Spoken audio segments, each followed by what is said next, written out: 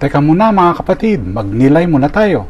Alam mo ba na ang mantis shrimp ay kayang suntukin na sa bilis at lakas na nakakapasabog ng tubig ay nakababasag ng salamin sa aquarium?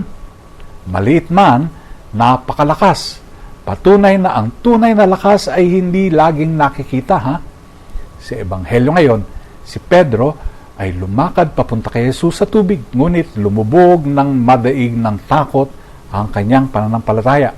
Akala natin matatag siya, ngunit nakita ang kahinaan sa gitna ng unos. Sinagip siya ni Jesus, hindi dahil sa lakas niya, kundi dahil humingi siya ng tulong.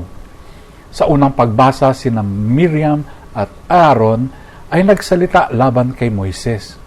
Ngunit sa halip na gumanti, si Moises ay nanalangin para sa kanila.